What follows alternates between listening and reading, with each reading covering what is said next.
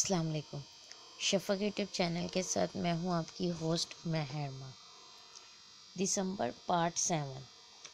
Shirt, Ruby نے بے بسی سے کہا اور آہستگی سے چلتی ہوئی ایک تنگ گلی میں پلٹ گئی۔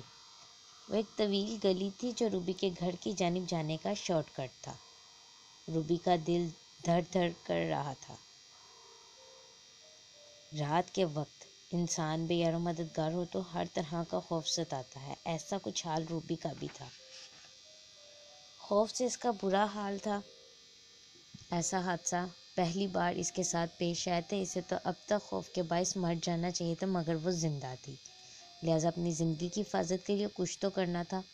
وہ تنگ گلی میں آگے ہی آگے بڑھتی چلی جا رہی تھی، جب بھی گلی کے وسط میں اسے کوئی ہیولا کھڑا دکھائی دیا، اور وہ ہیولا اس کی راہ میں حائل تھا۔ روبی کو اپنا دل بند ہوتا ہوا محسوس ہوا۔ نہ جانے یہ نئی آفت کون سی تھی۔ جوں وہ قریب ہوتی گئی تو وہ ہیولا واضح ہوتا گیا، اور پھر قریب آنے پر روبی کا دل اس ہیولے کی بدنما صورت دیکھ کر لرز اٹھا۔ وہ 60-70 سال کا کوئی کمزور لاغر سا بوڑھا تھا جو نہایت خوفناک قسم کا تھا۔ اس کے بدن پر پھٹے پرانے کپڑے موجود تھے۔ بوڑھے کا چہرہ بھیانک تو تھا ہی، اوپر سے اس کی آنکھیں یوں تھی گویا ابھی باہر کو ابل آئیں گی۔ روبی کو اپنی کان پٹیاں سلگتی ہوئی محسوس ہوئیں، اور پھر وہ بولا تو اس کی آواز بھی اس کی شکل ہی کی طرح قدرے پھٹی ہوئی اور کراہت آمیز تھی۔ بیٹا، رات کے اس وقت اکیلی کہاں جا رہی ہو؟ آپ کو اس سے مطلب، میرا راستہ چھوڑیے۔ روبی بمشکل اپنے خوف پر قابو پا کر بیزار لہجے میں بولی۔ اچھا ناراض مت ہو، بس میرے ذرا مدد کر دو۔ روبی کا بیزار لہجہ دیکھ کر وہ بوڑھا اپنی بھاری آواز میں بولا، کیسی مدد؟ روبی نے حیرانی اور خوف کے ملے جلے تاثر سے کہا، اور وہ بار بار پیچھے مڑ کر بھی دیکھ رہی تھی کہ کہیں پیچھے سے کامران نہ آ جائے۔ اسے اس وقت اس بدنما بوڑھے کی مداخلت ناگوار گزری تھی۔ وہ تو اس بوڑھے سے مدد بھی نہیں مانگ سکتی تھی۔ وہ تو خود برا تھا، کامران کا مقابلہ کیسے کر سکتا تھا؟ اور پھر الٹا وہ خود روبی سے مدد مانگ رہا تھا۔ مجھے ذرا میرے گھر تک چھوڑ دو، یہ پاس ہی ہے۔ دراصل رات کافی ہو چکی ہے اور میری نظر کمزور ہے، مجھے ٹھیک سے کچھ دکھائی نہیں دے رہا۔ بوڑھی نے اپنی بے سری آواز میں کہا تو روبی کے دماغ میں آندھیاں سی چلنے لگی۔ اسے لگ رہا تھا کہ جیسے وہ آج پاگل ہو جائے گی۔ یہ سب کیا ہو رہا تھا اس کے ساتھ؟ اس کی کہانی کا کردار اس کے سامنے آ کھڑا ہوا تھا، لیکن یہ محض ایک اتفاق ہے۔ روبی نے سوچ کر گہری سانس لی اور خود پرسکون رکھنے کی کوشش کرنے لگی۔ اسی لمحے روبی نے بے خیالی میں پلٹ کر دیکھا تو اس کے چہرے کا رنگ اڑ گیا۔ تنگ گلی کے شروع میں ایک ہیولا کھڑا تھا جس کے ہاتھ میں تیز دھار خنجر چمک رہا تھا۔ دور ہونے کے باعث اس کا پورا وجود اندھیرے میں ڈوبا ہوا تھا، مگر ہاتھ میں موجود خنجر اور جسمانی خد و خال سے روبی کو اندازہ لگانے میں دیر نہیں لگی کہ وہ ہیولا کامران ہے۔ روبی کی سانسیں گویا خشک ہو گئیں تو وہ مسلسل اس کے تعاقب میں تھا۔ کامران کو اپنے سے چند قدم کے فاصلے پر دیکھ کر روبی کی ہوائیاں اڑ گئیں، اس کے رہے سے اوسان بھی خطا ہو گئے۔ اس نے بے اختیار نہایت بے دردی اور جارحانہ انداز میں اس بوڑھے کو ایک طرف دھکا دیا اور دیوانہ وار تنگ گلی میں آگے کی جانب بھاگنے لگی۔ بوڑھا اپنی جگہ حیران پریشان روبی کو بھاگتا دیکھتا رہا، جبکہ کامران بھی چاقو میں بوڑھے کو نظر انداز کر کے روبی کے پیچھے بھاگنے لگا۔ چند لمحوں میں روبی تنگ گلی سے نکل کر بڑی سڑک پر بھاگ رہی تھی۔ وہ اپنی پوری قوت سے جس قدر تیز بھاگ سکتی تھی بھاگ رہی تھی۔ کامران مسلسل اس کے تعاقب میں تھا۔ اپنے پیچھے سے آتی ہوئی بھاری بوٹوں کی آواز روبی کو صاف سنائی دے رہی تھی۔ وہ جس تیزی سے بھاگ رہی تھی اتنی ہی تیزی سے اس کا ذہن کام کر رہا تھا۔ آنسو اس کی آنکھوں سے ٹپک رہے تھے اور دل تھا کہ بری طرح سینے میں پھڑ پھڑا رہا تھا۔ اس کا بس چلتا تو وہ اڑ کر اپنے گھر پہنچ جاتی، مگر ایسا روبی صرف چاہ سکتی تھی، ایسا ہونا تو بہت دور کی بات تھا۔ موت اس سے صرف چند قدم کے فاصلے پر تھی۔ یہ سوچ جہاں روبی کا دل دہلا رہی تھی، وہیں اسے حوصلہ بھی دے رہی تھی کہ اسے جینا ہے، مرنا نہیں۔ اسے ہر حال میں آج موت کو شکست دینی ہے۔ ہاں، اسے لڑنا ہے اپنی زندگی کے لیے۔ وہ اتنی جلدی نہیں مر سکتی۔ روبی کی رفتار مزید بڑھ گئی۔ بھاگتے بھاگتے وہ کافی دور نکل آئی۔ اب روبی کو اپنے پیچھے سے کسی قسم کی آواز سنائی نہیں دے رہی تھی۔ روبی رک گئی یہ دیکھنے کے لیے کہ اب کامران اس کے پیچھے آ رہا ہے یا نہیں۔ اس نے پلٹ کر دیکھا تو یہ دیکھ کر حیران رہ گئی کہ پیچھے واقعی کوئی نہیں تھا۔ کامران کہاں چلا گیا؟ روبی نے سوچا۔ اس سے خوشی تھی کہ وہ کامران کو بہت پیچھے چھوڑ آئی تھی، مگر یہ اس کی کوئی چال بھی ہو سکتی تھی۔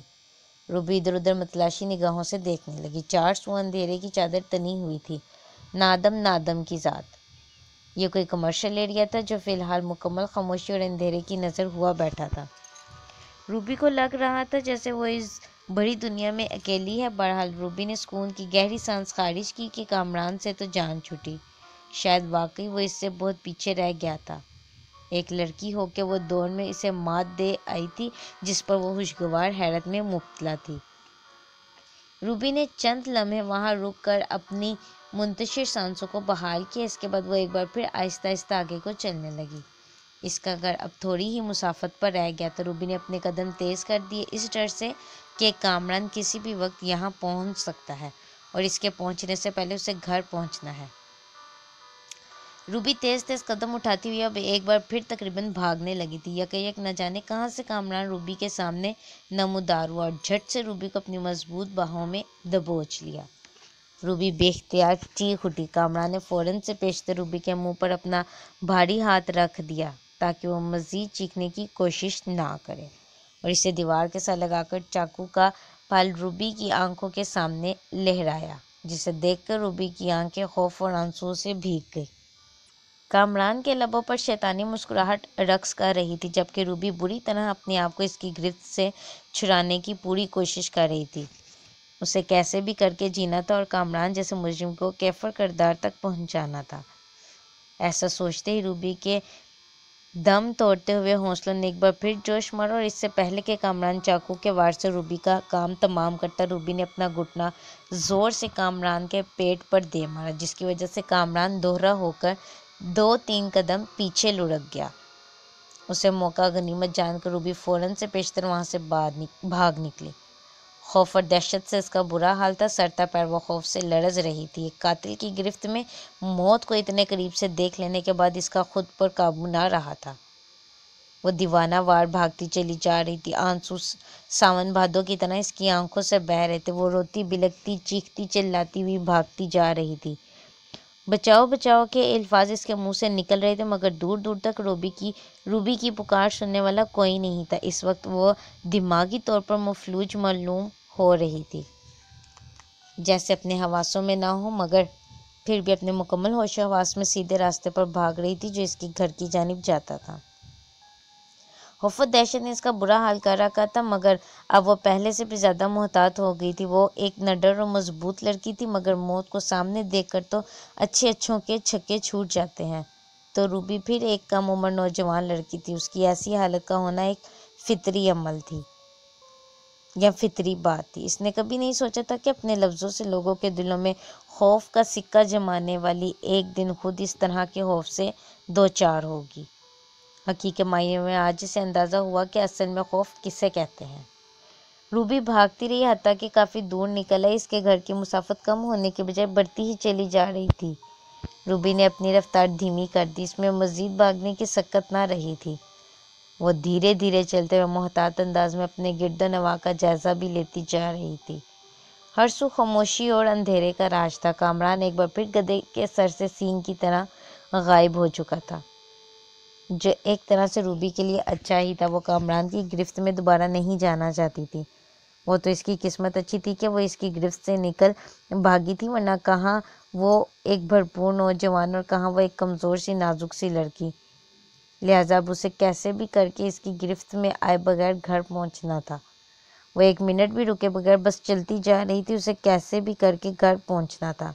نہ جانے اس کے گھر والے اس کے لیے کتنا پریشان ہوں گے۔ روبی نے اپنی کلائی پر بندی گھڑی میں وقت دیکھا، رات کے 11:30 ہو چکے تھے۔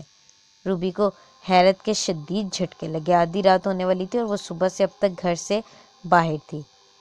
ایسا سوچتے ہی روبی نے اپنے قدم تیز کر دی۔ اب صرف گھر پہنچنے کی جلدی تھی۔ وہ تیز تیز قدم اٹھاتی ہوئی چل رہی تھی کہ یکایک وہ اندھیرے میں کسی سے ٹکرا گئی۔ روبی گرتے گرتے بمشکل سنبھلی اور اپنے آپ کو 2-3 قدم پیچھے کھسکا لیا، یا پیچھے ہوگی۔ اسی لمحے چاند نے کالے بادلوں کی اور سے جھانکا، جس کی مدھم روشنی میں روبی نے کسی لڑکے کو اپنے سامنے کھڑا پایا۔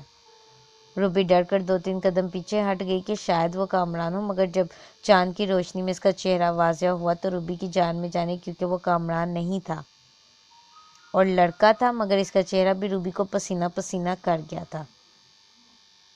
وہ پینٹ کوٹ میں ملبوس دراز قد لڑکا تھا جس کا قد اس قدر سفید تھا گویا اس کے اندر خون کا ایک قطرہ موجود نہ ہو۔ رات کے اندھیرے میں بھی اس کا سفید چہرہ چاند کی روشنی کی مانند چمک رہا تھا۔ وہ کوئی جیتا جاگتا مردہ انسان لگ رہا تھا، جیسے قبر سے نکل کر باہر آ گیا، اور اس کے کالے سیاہ بال رات کے تاریکی میں عجیب منظر پیش کر رہے تھے۔ اس کی بڑی بڑی کالی آنکھیں اس قدر بڑی تھیں کہ ان کے اندر کی سفیدی معدوم ہو کر رہ گئی تھی، باریک سفیدی معدوم ہو کر رہ گئی تھی۔ باریک نقش دبلا پتلا جسم، غرض یہ کہ وہ کوئی انسان نہیں، کوئی اور ہی مخلوق لگ رہا تھا، جسے دیکھ کر روبی جھرجھری لے کر رہ گئی۔ اس کے چہرے پر ہلکی سی مسکراہٹ سجی ہوئی تھی اور وہ بڑے غور سے روبی کو دیکھ رہا تھا جو اسے دیکھ کر سفید پڑ چکی تھی۔ اس کی آنکھیں خوف سے پھٹی ہوئی اور زبان گنگ ہو کر رہ گئی تھی۔ رات کے اس پر اس طرح کی عجیب و غریب لڑکے سے ٹکرانا مزید جان نکال دینے کے لیے کافی تھا۔ روبی خود کو پرسکون کرنے لگی۔ اس نے بمشکل خود کو سنبھالا اور ایک نظر احتیاطاً اپنے ارد گرد دیکھنے کے بعد کہ کہیں کامران تو نہیں آ رہا، اس لڑکے سے بولی سوری اندھیرے کی وجہ سے آپ مجھے نظر نہ آ سکے۔ روبی کے ایسا کہنے پر وہ لڑکا جواب میں کچھ نہ بولا، وہ بس اسے ٹکر ٹکر دیکھتا رہا۔ روبی کو اس کا یوں مسلسل گھورے جانا عجیب سی کشمکش میں مبتلا کر رہا تھا۔ اس کے خوف میں بتدریج اضافہ ہوتا جا رہا تھا۔ اس کا یوں چپ چاپ گھورے جانا روبی کی سمجھ سے باہر تھا۔ وہ خوفزدہ نگاہوں سے چند لمحے سے دیکھتی رہی جو اب بھی اس کے اوپر نظریں جمائی سے گھور رہا تھا۔ پھر روبی اپنے کپ کپاتے ہوئے ہونٹوں سے کہا، دیکھیے میرے پیچھے کوئی لڑکا پڑا ہوا ہے اور مجھے مار دینا چاہتا ہے۔ کیا پلیز آپ میری چھوٹی سی مدد کریں گے؟ مجھے میرے گھر تک پہنچا دیجیے، وہ یہاں کسی بھی پل آ سکتا ہے۔ روبی نے اس لڑکے کو دیکھتے ہوئے التجائیہ لہجے میں کہا۔ وہ لڑکا بدستور روبی کو یک ٹک دیکھے جا رہا تھا۔ روبی کے ایسا کہنے پر اس کے چہرے پر نہ کوئی تاثر آیا اور نہ گیا، وہ جیسا تھا ویسا ہی کھڑا رہا جیسے کوئی بت ہو۔ اب روبی کا دل پوری شدت سے اس کے سینے میں پھڑپڑانے لگا، وہ بار بار اسے خطرے کا الارم دے رہا تھا۔ روبی سے دیکھتے ہوئے 2-3 قدم پیچھے ہٹ کے وہ خاموشی سے روبی کو دیکھے جا رہا تھا۔ یکایک نہ جانے کہاں سے روبی کے ذہن میں سارم کی سنائی ہوئی وہ کہانی آ گئی جو آج صبح ہی اس نے روبی کو سنائی تھی، جس میں اس نے بیان کیا تھا کہ اس کے دوست ساحل کے ساتھ تصویروں والا واقعہ پیش آیا تھا جو در حقیقت کوئی غیر مرئی مخلوق تھی جو ساری رات اسے یک ٹک دیکھتی رہی تھی۔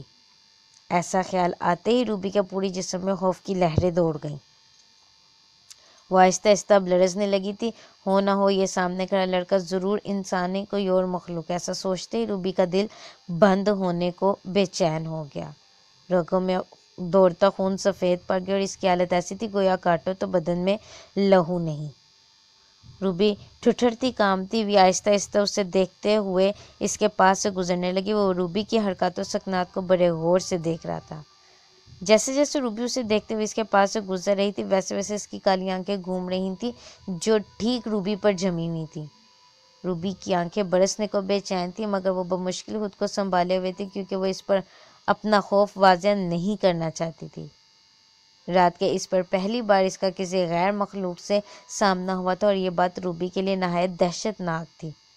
اسے مکمل یقین تھا کہ سامنے کھڑا لڑکا انسان نہیں، کوئی غیر مخلوق ہے جو انسان کا خوف دور سے ہی سونگھ لیتے ہیں، مگر اب تک وہ بنا کچھ کہے چپ چاپ کھڑا تھا جو ایک طرح سے حیرت انگیز اور اچھا بھی تھا۔